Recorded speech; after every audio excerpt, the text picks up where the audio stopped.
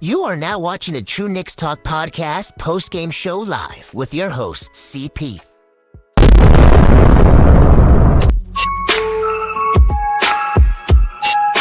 Brunson steps three-pointer, gets his man, 3 seconds left, put it up for three, what a combination by Jalen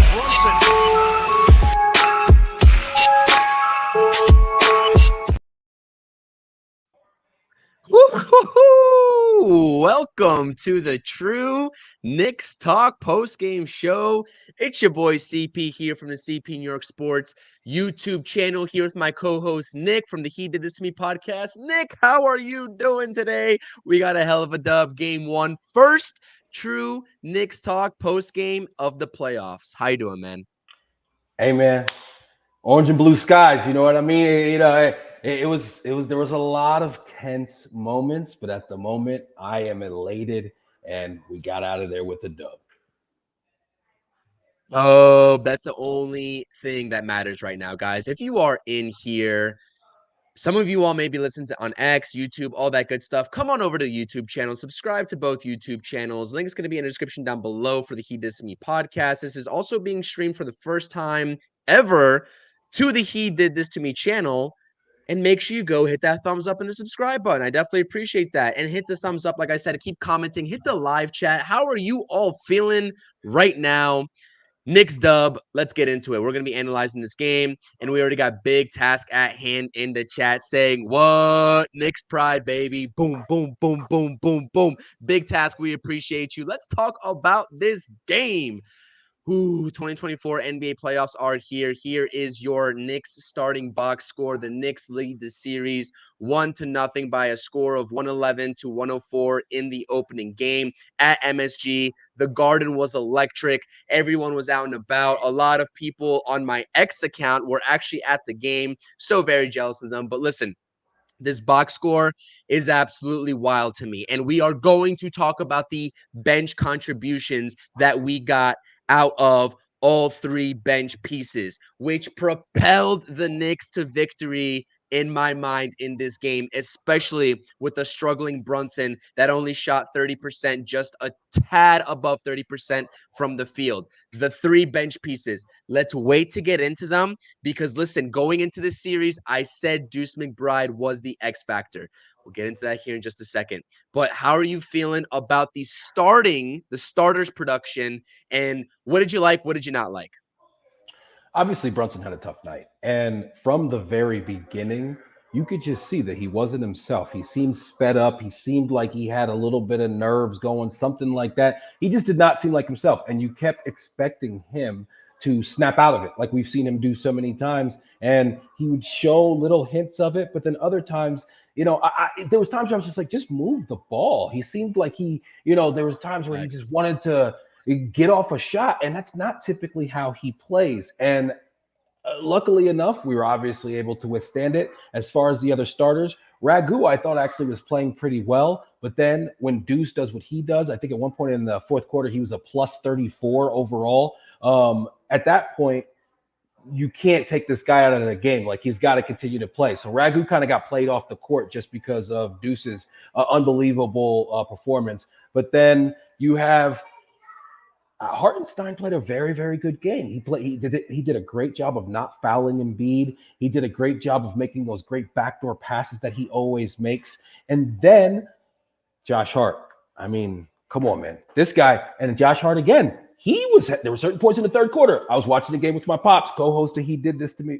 He did this to me with myself, and I said to him one point, I was like, yo, what is going on with this guy? Like, what is Josh Hart doing? He was very indecisive. He was passing down shots at the rim, deep, and then he ends up hitting the three biggest shots in the game, arguably. So, I mean, Josh Hart down the stretch, unbelievable shot making from that guy, unbelievable confidence. Him just screaming at the Garden and feeling the love back was just an awesome, awesome moment. What a win.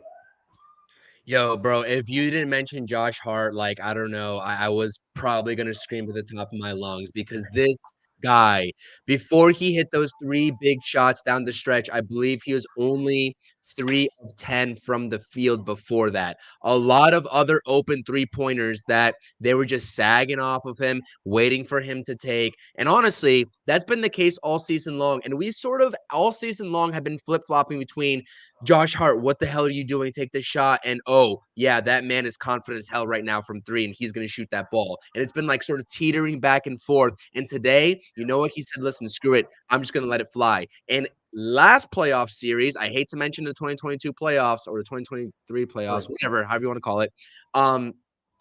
That man was probably had one of the worst shooting sort of performances, especially in that Heat series. And you know what? To see him bounce back in the game 1 of the 2024 NBA playoffs, that is absolutely phenomenal. Listen, the Knicks started off like garbage. I was getting a little bit worried because nothing was falling. I know it was very early into the game. I know the Knicks were going to come back, but I was very early in terms of the looks that they were getting.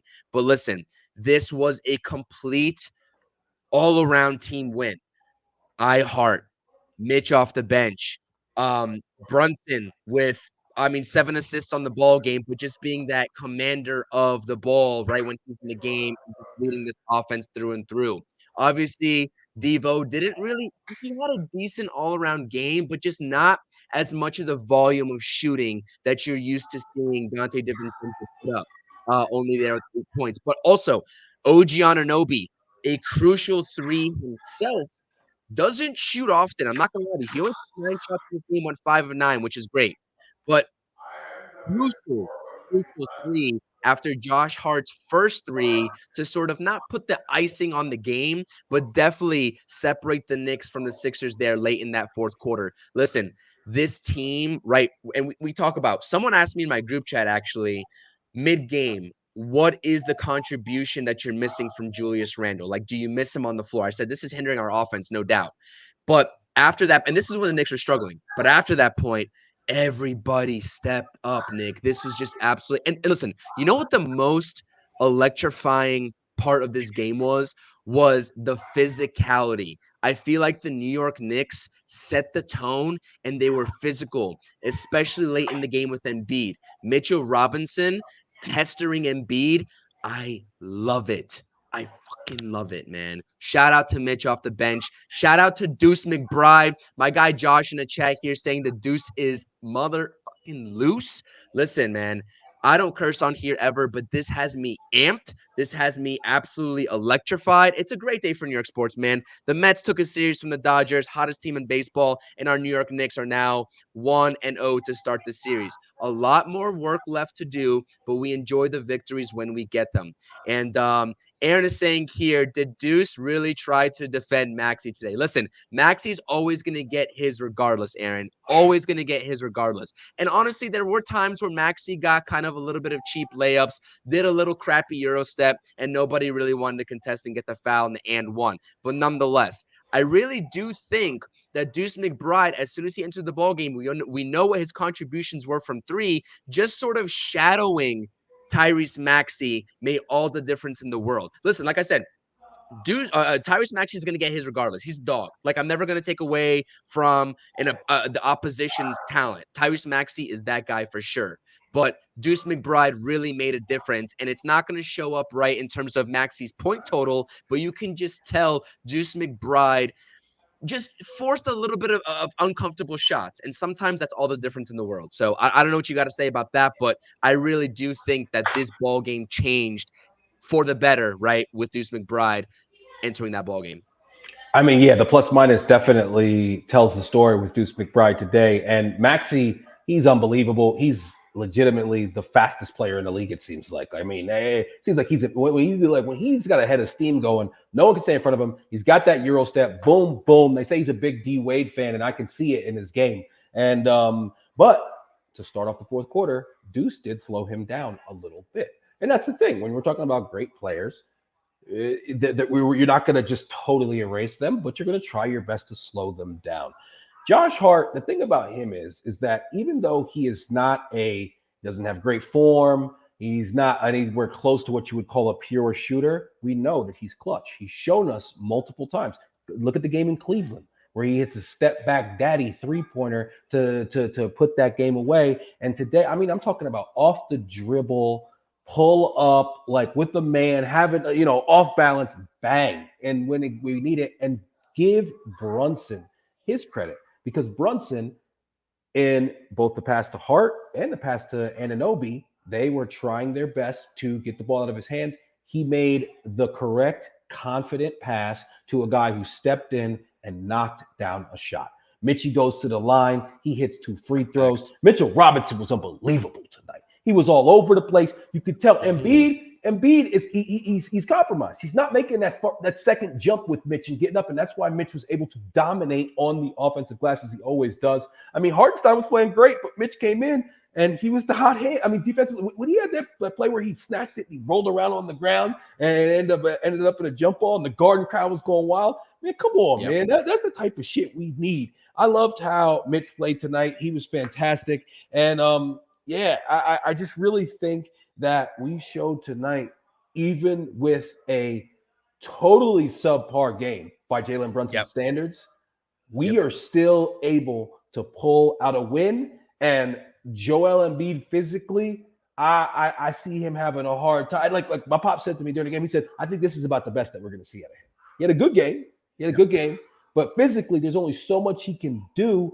And our rotation, Bogey, give Bogey some credit. Bogey hit some big buckets, man. Bogey, and there was times where we needed it, just a bucket here or there, and Bogey came up for us and made some big buckets. He had one really great rebound and then kick ahead to I think it was to Deuce. And Deuce, man, that shit. Deuce was killing. There was times in the first half where I was like, this shot can't go in. He can't hit another one. And it was just water. Deuce was a baller tonight, going to the whole lefty off the glass high, playing deep. Come on, man. All hail and all the credit has to go to Deuce. I think, honestly, him and Josh Hart are the most important players of the game tonight. Bro, Deuce McBride, first of all, on Bojan. Dude's a dog, right? He's confident in that shot. He gets to that free throw line and does a little fadeaway jumper. I'm like, well, that's a terrible shot, and he somehow sinks it. Maybe gets a help here and there with some rolls off the basket. But listen, ever since we started this, right? Ever since we started co-hosting this, and I brought you up here for the True Knicks Talk postgame show, we've been like on both Bojan and Alec Burks' asses, bro, ever since that trade deadline. And you know what? Alec Burks is not sniffing any minutes this playoffs, minus maybe some catastrophic injuries, but Bojan is here. And to credit of Josh here in the chat, shout out to Josh, by the way. Thank you for tuning in. No Precious and no Jericho Sims needed. This is a huge tell, and this is especially a huge tell with no Precious. We were kind of like, okay, 8 or 9 man rotation. And we both said it's going to be an 8-man rotation with the 3 guys that actually ended up coming off the bench today. Obviously, no Precious Achiuwa, but we'll see what happens here in certain situational basketball. It is a huge tell that Precious Achiuwa didn't play in a game like this, but it's like, do you expect Precious Achiuwa to get any run at all in these playoffs? I'm just going to do a little side tangent there. And I just want to shout out everybody in the chat too, like Mason, Big Task, Aaron, Josh, both Joshes. I appreciate you all. And Josh is asking me what's in the cup. Some good old OJ. We're having fun on a Saturday night. So yeah, man, Josh, I listen. That's it. All right, go ahead, Nick. This cup is just some water, but it is Saturday. I won't, it's just water, bro. This is just water. This cup is just water because we're doing the pod, but it is Saturday, so we've been getting it in a little bit. But hey, this is Precious. If we play Indiana next round, Precious will get some run. This series right here, it's like Precious.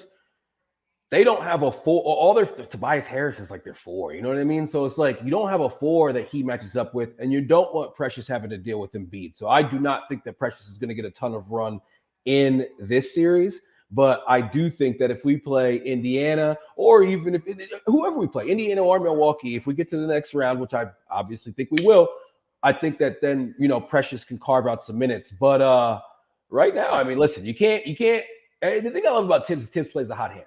He's not a guy who's like, I got to go back to DiVincenzo because he's my starter. I got to go back to Hartenstein because he's my starter. No.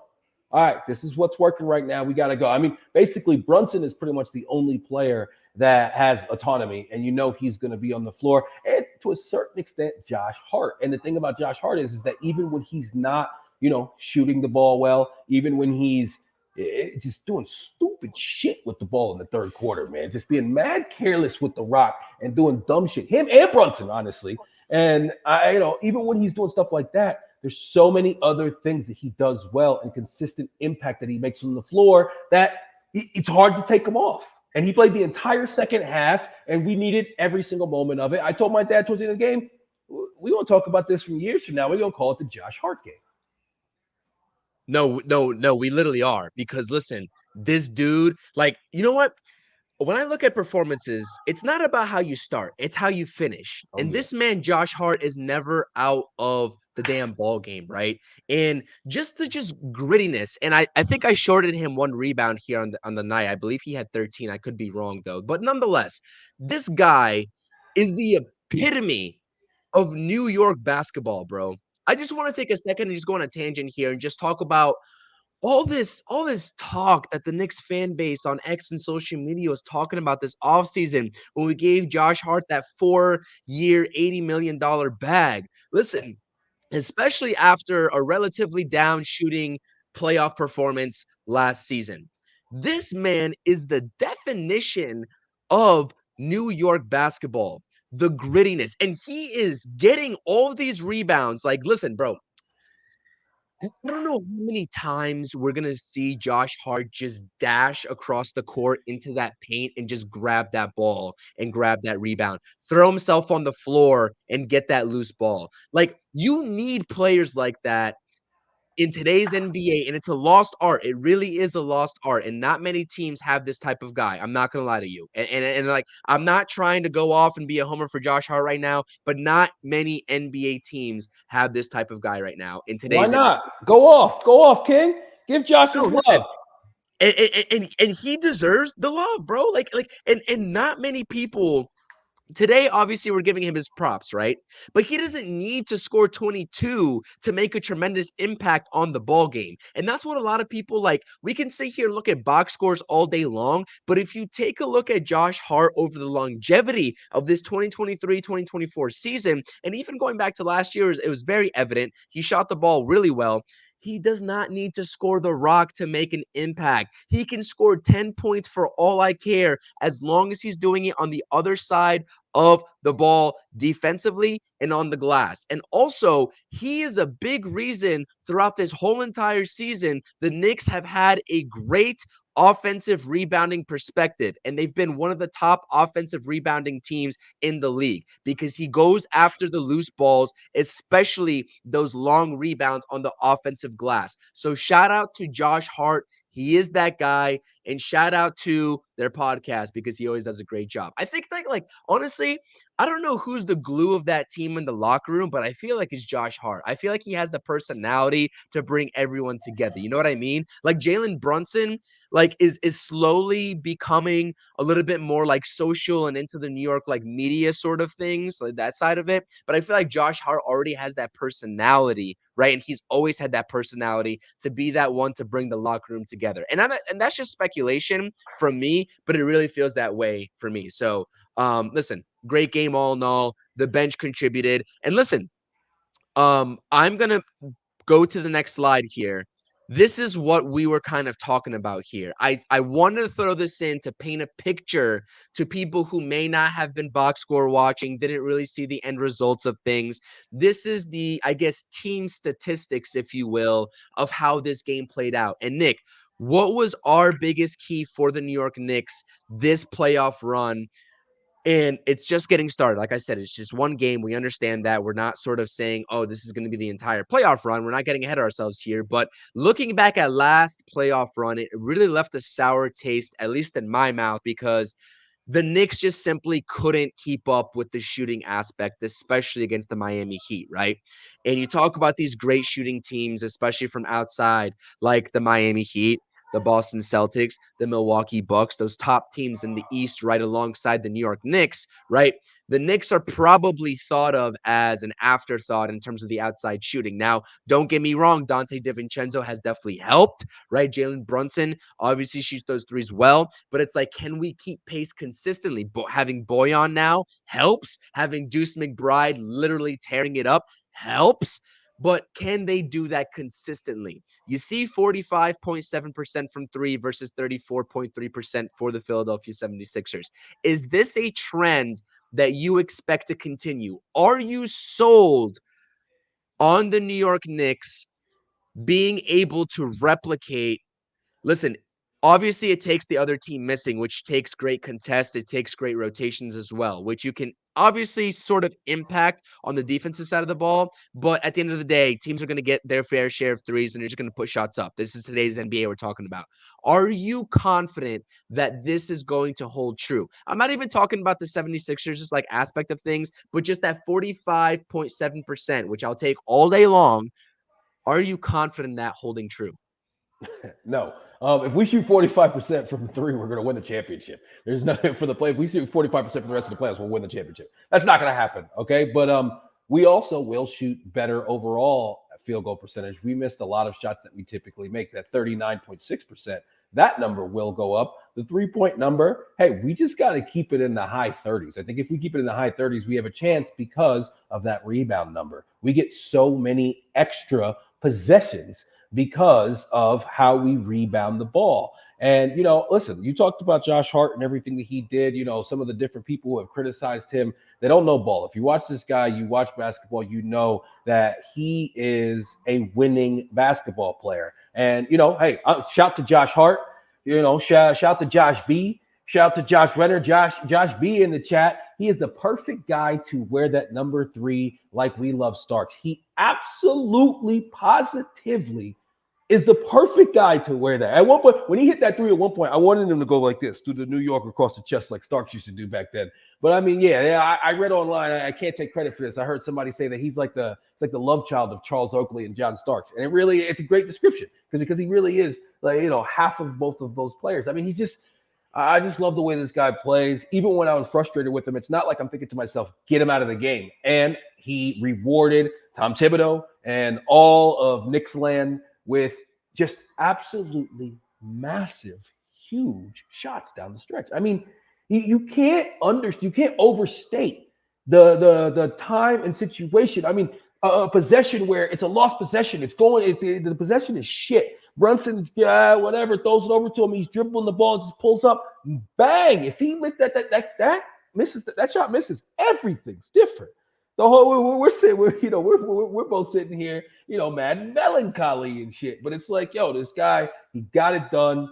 He's been absolutely fantastic. And when it comes to their personalities, I think you're onto something as far as, Brunson is more of a lead by example type guy. I've always said that your best player ends up being like the personality of your team. You look at like those old like Tim Duncan Spurs teams, how they just stayed the course.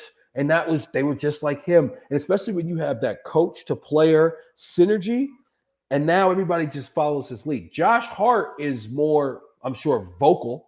And he also, I think, the thing I think is the masterwork that Leon Rose has done is that Brunson has ascended to this point because they've literally given him everything around him to make him as comfortable as possible. He can talk his shit now. He can do all that stuff because he's got his guys with him. You know what I'm saying? Like, I think that is so important. And it's just, even with him having about as bad of a game as you'll see him have, we're still able to get the dub, and he's still able to make the 2 big key assists when it really counted. Y'all, I mean, we're spitting right now, and the reason why we're spitting right now is because the New York Knicks are letting us spit. They're letting us talk our talk as fans right now. So y'all make sure you hit that thumbs up if you're watching this. Listen, I know I have a lot of Mets fans on my channel. Hopefully some of you all are also congruent Knicks fans. Rangers tomorrow, my baby. Mets hat. Rangers let's tomorrow. go. Nick's Let's go. also a Mets fan. We're riding high today. The Mets took a series from the self-proclaimed best team in baseball, and now we're talking about a New York Knicks team that was actually going into this series as betting underdogs, the 2 seed versus the 7 seed. Oh, we heard Paul Reed say the Knicks are the easier matchup. We heard everybody else and their mother say in the mainstream media, probably outside of Kendrick Perkins, say the Knicks are the easier matchup, which might even hold true, right? Maybe teams would want to see the Knicks over the Boston Celtics. We get it. Oh, why Okay, not? understood. But listen, everybody, for the most part, is counting the Knicks out. And I'm not even going to get into Stephen A. Smith because that guy doesn't deserve an opinion. That guy doesn't even deserve to sort of spew his, oh, the Knicks are going to the Eastern Conference Finals after what he pulled this whole entire season. Listen, if you weren't rocking with us, especially when the injuries were going down, when Julius went down, when Mitch went down, when OG went down, and if you were saying that the Knicks should just literally give up on the season and fast forward to the next season, you don't deserve to celebrate these wins. And I'm sorry, I got to call those people out because that pissed me off. And I love the Knicks fan base and I love interacting with people, but some people in every fan base, this goes true for every fan base, but especially the Knicks fan base that want to get clicks, that want to get the engagement, and they might be successful in doing so. But when you do that and when you set that precedent, people like me and a lot of people who love this team through and through and will rock with them no matter what happens, we're gonna judge you, man. We're gonna literally just like look at you sideways, and that's just the simple fact of it. So, I just want to go off on that tangent, man, because listen, there's so much adversity with this team, not only with the players but the fans. Like the positive side of Nick's Twitter was just struggling. And listen, I know I There's been a haven't had him resurgence on my recently. podcast in a I think there's while. been a resurgence recently with the positive side of Nick's Twitter. I gotta give shout out to my guy NYK Mentality 1985, who's out there Facts. leading the charge. Facts. Facts. Shout out to him. Shout out to Mentality. And shout out to Ari from Ari Hoops 84. He is through and through one of the most positive Knicks fans on the app that you will see. And he was on my podcast going back into the 2023 part of this season. And you can scroll back on my YouTube channel and find him. I was doing a post with him. And that man on X really sets the precedent of being a positive Knicks fan and just not panicking. So more power to them. I definitely was panicking a little bit, but I wasn't spewing Yo, nonsense by any stretch of the imagination whatsoever. there was one point in the third quarter where like I was just like a ball of nerves. I was just like, yo, man, come on, man. We played so well in the second quarter. Third quarter, Yeah. they come out and they just run us. And I mean, we just look a step slow. Maxey is cooking, Embiid's back. And I'm just like, oh shit. Freaking Kyle Lowry, he's so annoying. He's such a nuisance.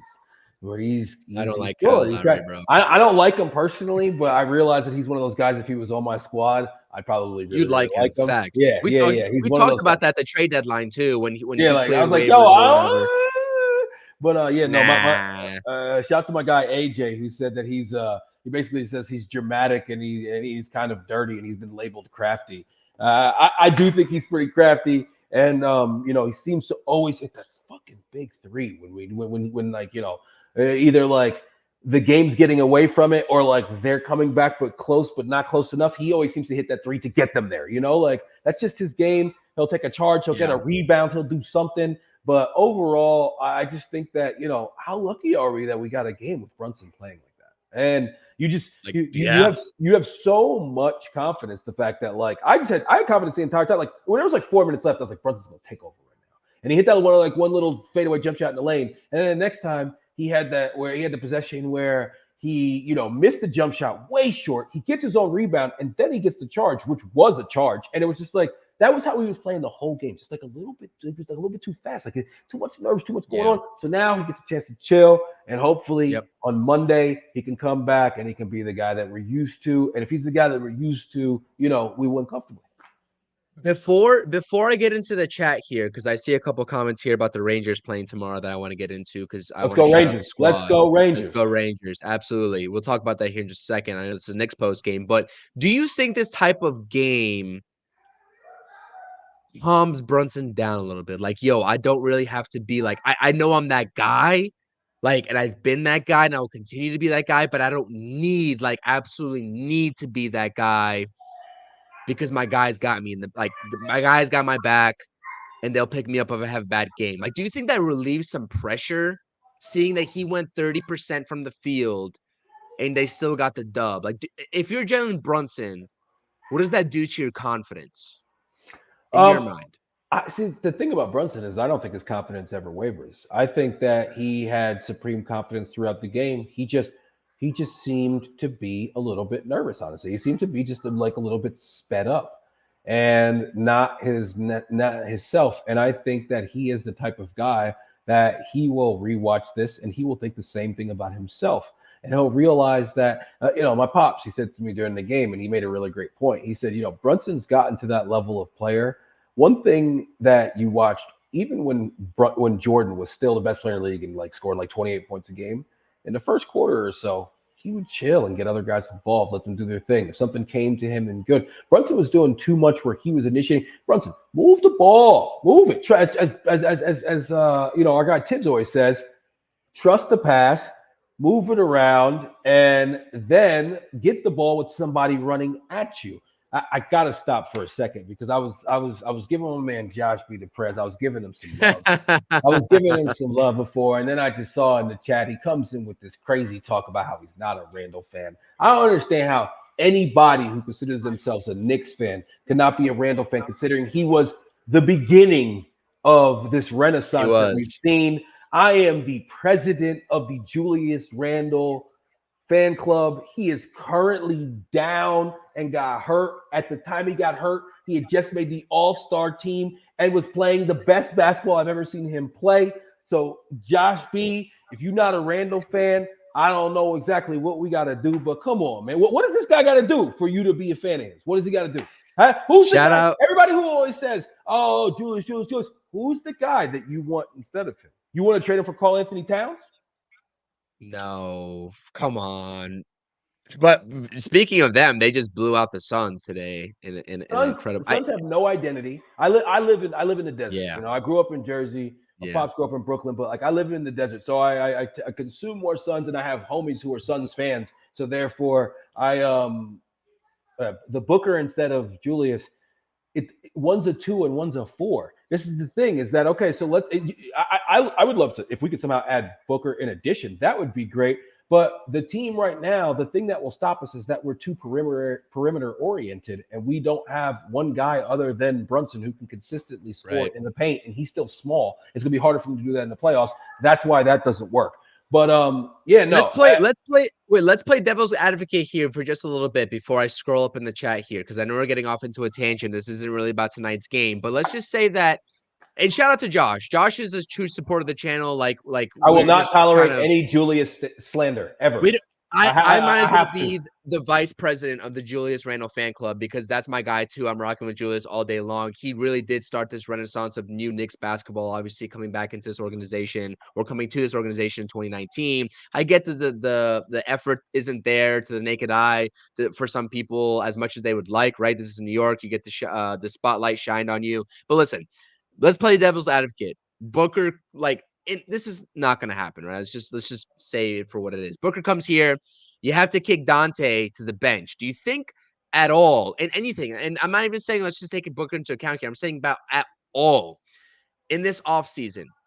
And I don't even want to talk about offseason right now, but do you think that Dante DiVincenzo, is there any chance that he lands on the Knicks bench next season? Like, is he going to come off the bench given any sort of acquisitions this offseason? Do you think?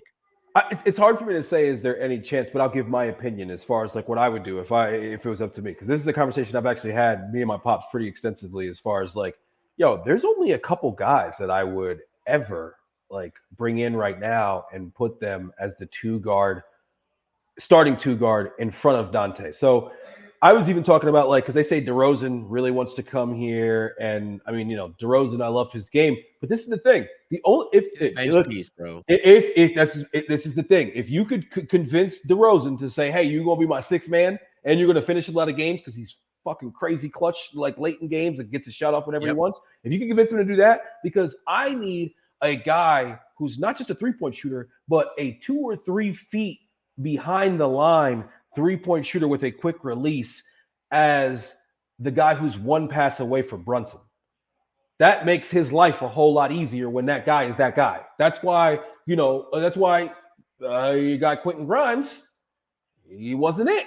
You know what I mean? So I think that there's not too many people that I would be willing to bring in and have start in front of Dante DiVincenzo, and also Dante DiVincenzo being on such a team-friendly contract. Once again, masterwork by your guy Leon Rose. That allows us to be able to do other things. So there's not too many guys that I would bring in and put in the starting shooting guard spot. It's in front of my guy Ragu.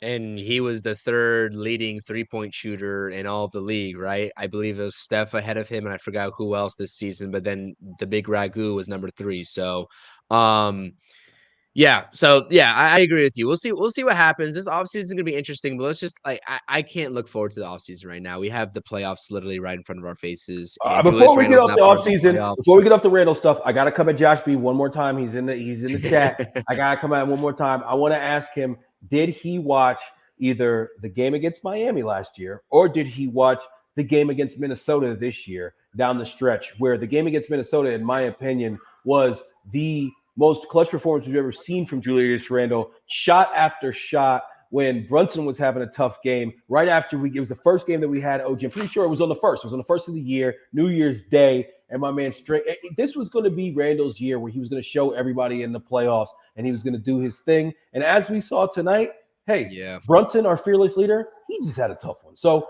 it can happen to anybody. I'm not going to run away from the fact that Julius Randle has not played great in the playoffs. Last year he was hurt.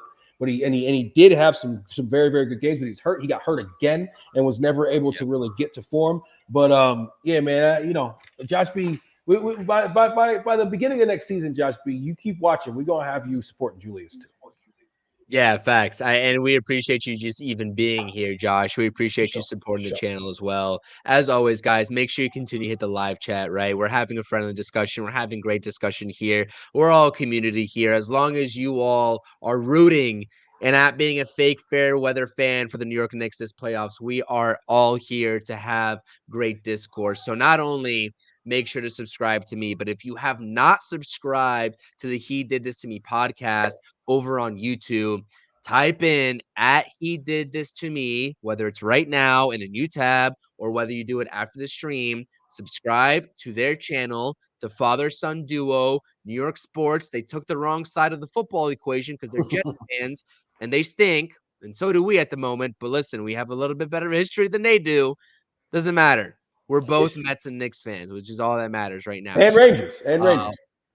and Rangers. I'm And pumped Rangers. for this There we Rangers go. game And tomorrow, man. I'm pumped for this Rangers game tomorrow. speaking of the Rangers, we got Aaron Blueshirt's banner in the podcast, in the stream right now. We will be co-hosting a post-game show after the Rangers game tomorrow on this very channel. So shout out to my man Aaron first and foremost. Shout out to Josh for also being a Rangers fan, LFGR. And my guy Marshall here. I'll forgive him. He's a Caps fan. Understood. But listen, I really hope the President's Trophy does not hinder our ability to put away the Capitals this season. But nonetheless, we'll see here shortly. We'll be live after game 1 to see what happens. But there you go. Josh B is a Jets fan. So there you go. That's a saving grace. But we got Let's Go Mets. Absolutely. Absolutely. Let's Go Mets. This is a huge game today. Listen, I posted a short about it. I'm going to be doing the pregame show for the series tomorrow. Going for the sweep. Y'all tune in. If you have not subscribed to the channel yet and you're a Mets fan, if you watch the replay or you're here right now, we're going off. Sunglasses and all. Strictly business out in LA. So shout out to guys. How many times have I said to you that Marte was the key?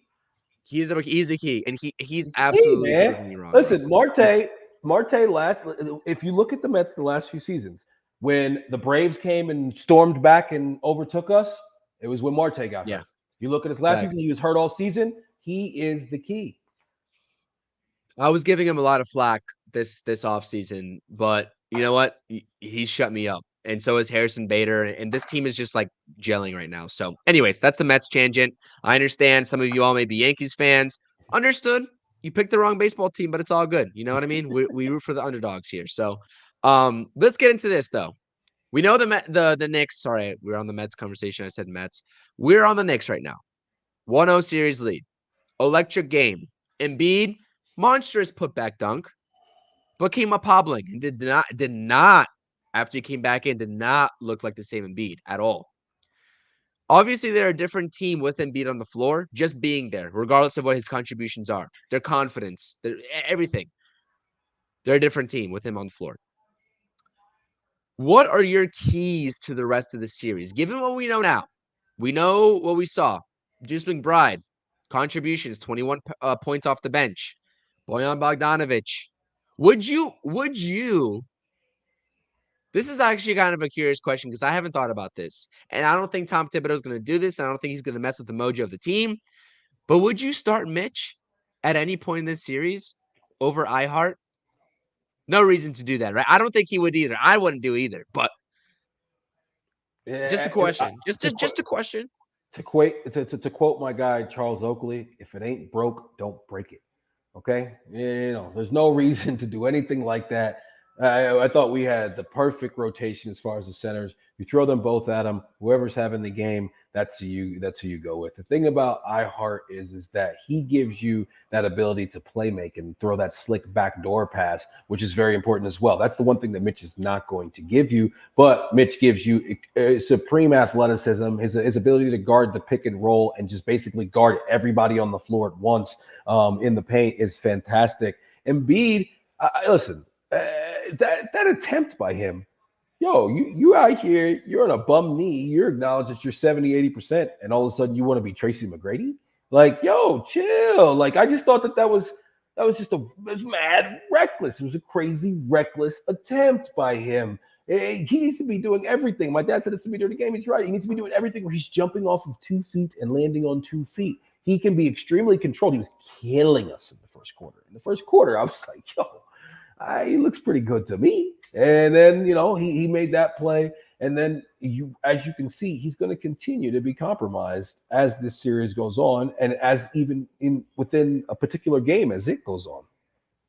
We gotta make sure that we are continuing to challenge this guy. There was one time that Josh Hart had the ball underneath and Embiid was there, and he went and tried to bring it out and it ended up in some stupid possession that was either a turnover or some bullshit. And it was like, dude, go up and try to dunk the ball. Make him challenge you at the rim. We have to continue to do that because he doesn't want to do that. And then we saw there was other plays where Mitch was able to, volleyball the ball to himself and put it in. And Embiid was just, he's not able to get that second and third jump with a guy like Mitch. Mitch played fantastic tonight, man. I mean, on the glass, huge plays at huge moments that change the game. And then when they try to foul him at the end of the game, he goes up, knocks down 2. Let's go, Mitch, man. What a game by him. So lucky and so happy to bring him back. At one point, we thought he was gone for the season. That was we tried to get the medical exemption for him as far as him being gone for the season. He's been able to work himself back and was one of our 3 most important players. That's wild. And I almost forgot about that medical exemption claim that the Knicks put in there that got denied by the league. And that's just absolutely crazy to me to see how big of a turnaround 4 months can do. Because we're talking about 4 months now, right? From the end of December. So that's crazy to me. And that just puts in perspective, right? How much has happened to this Knicks team in the last 4 months. And listen, man, I couldn't be proud of this team. The bench is going to continue to be the X factor for me and the key for me in the rest of this series, right? Even if Brunson has a hell of a game out there, right? Even if he goes back to the old Brunson, and we know that he will because this is Jalen Brunson we're talking about. I have unwavering confidence in him, and he's that guy. But listen, you got to help take the pressure off of Jalen Brunson, right? Especially in those non-Brunson minutes, you got to get scoring and you got to create efficiency. And I really think that Bojan Bogdanovic and Deuce McBride did just that today. And they need to continue to do that this series because guess what?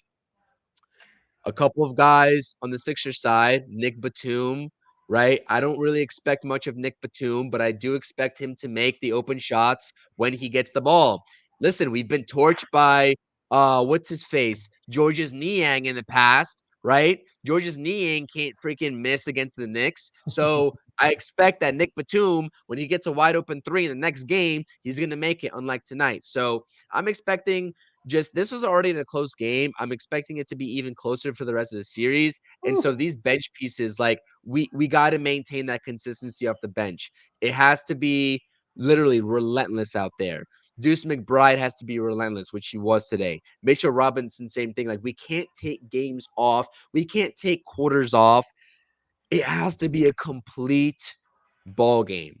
And it wasn't today. It wasn't. It wasn't a complete ball game by any stretch of the imagination. And they still came out with the victory. Jalen Brunson wasn't himself. They still came out with the victory, right? So, and Josh Hart, right, for the first part of the game, the first like three and a First half three or two and quarters. a half, Yeah. yeah, 3 quarters, wasn't himself shooting wise offensively until he finally just was like, screw it, I'm gonna let this thing fly.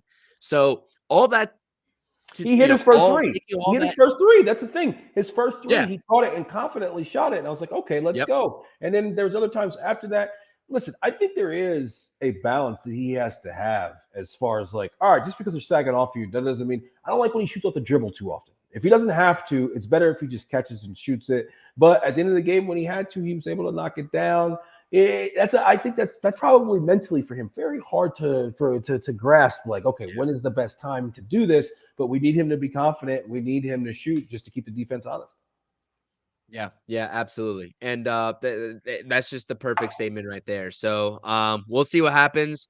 This is going to be a close series. We'll monitor the health of Embiid, right? I'm sure the Knicks are game planning, right? They know that he is injured. He's playing injured. He's not going to not play. So he's going to be out there for that Sixers team.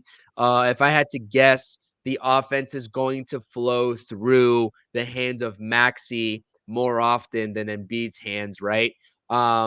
If he's injured. I mean, that could be a wild statement. I understand Embiid gets the ball every single possession, but Maxey is really like what I worry about for the rest of the series. If you can keep Maxey at bay, the Knicks are looking good. And that's all I'll say. So I appreciate everyone in the chat. That's all that I had here for the post game. Listen, this is an electric win. It's just a start. But this is a good start. And this is exactly the statement kind of win the New York Knicks needed in this playoffs. And a lot of people, a lot of media people talking about, oh, the Sixers, right? They needed to take the play-in game. They wanted to play the Knicks. You Yeah. saw Josh Hart even say, I don't give a Mm-hmm. F what Paul Reed said. I don't Mm-hmm. care. I love that energy. Josh Hart was built for New York, and we'll see what this Knicks team does in this series. But like I said, you always want to take that first game because it takes the pressure off a little bit. And it just helps set the tone, right? We talk about that in the pre-games. Just take the first game of the series. It sets the tone for the rest of the series in the baseball realm. Same thing here with the playoffs in the NBA. So very proud of the guys. Nick, final thoughts here. 111 to 104. The New York Knicks are victorious over the Philadelphia 76ers in the first game of the 2024 NBA playoffs. Electric. What do you got for me? As I've said already, I'll say it one more time. We got to win with Brunson having about as bad of a game as he's going to have. Careless with the ball, not hitting shots, not moving the ball, not doing the things he typically does. And we were able to pull it out with team basketball because that's what we've done all season. Guys step up, different guys step up on different nights. Deuce, fantastic. Bogey giving us, big shots and some big minutes. Josh Hart hitting massive shots down the stretch. Mitch all over the place, totally impacting the game. Hey, man, we were able to get it done. And throughout this season, I can't think of a time I've ever seen Brunson have two bad games in a row. I like that. I'm not going to say anything else on top of that. So we'll just leave it at that. I like that little ominous sort of ending here. So I'm just going to do the shameless plugging. As always, guys, this is the True Knicks Talk post-game show.